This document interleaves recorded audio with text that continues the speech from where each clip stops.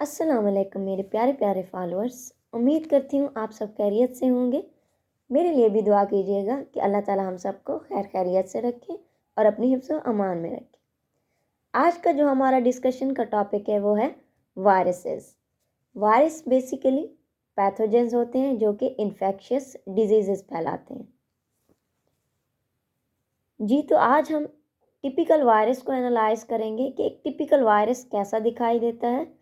यहाँ आपको स्ट्रक्चर नज़र आ रही है एक टिपिकल वायरस की, यानी एक आम सा जो वायरस होता है वो किस तरह दिखाई देता है, वो इस तरह दिखाई देता है।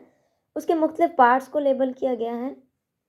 सबसे पहले हम डिस्कस करते हैं what is viral genome. Genetic material होता है वायरसेस का, उसको हम वायरल जीनोम का नाम देते हैं। देन हमारे पास आ जाता है वायरल जीनोम के बाहर एक प्रोटेक्टिव कवर होता है, कह सकते हैं प्रोटेक्टिव कोट भी कह सकते हैं। उस प्रोटेक्टिव कोट को हम न्यूक्लियोकैप्सिड का नाम देते हैं। ये कैप्सिड बेसिकली प्रोटीन से बना हुआ होता है। न्यूक्लियोकैप्सिड के बाहर आपको राउंड शेप्स नज़र आ रही हैं। ये round shape basically cluster of proteins होते हैं।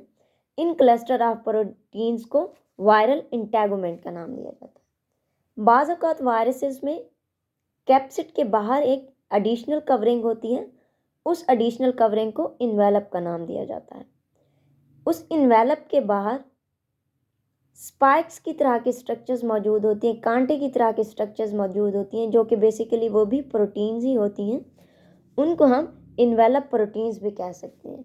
इन स्पाइक्स का क्या काम होता है कि ये स्पाइक्स या इन्वेलप प्रोटीन्स वायरस सेल की हेल्प करती हैं होस्ट सेल को आइडेंटिफाई करने में। जी तो ये कुछ पॉइंट्स हैं जो कि वायरसेस के बारे में हैं, जिनको हम ऑलरेडी स्ट्रक्चर में डिस्कस कर चुके हैं।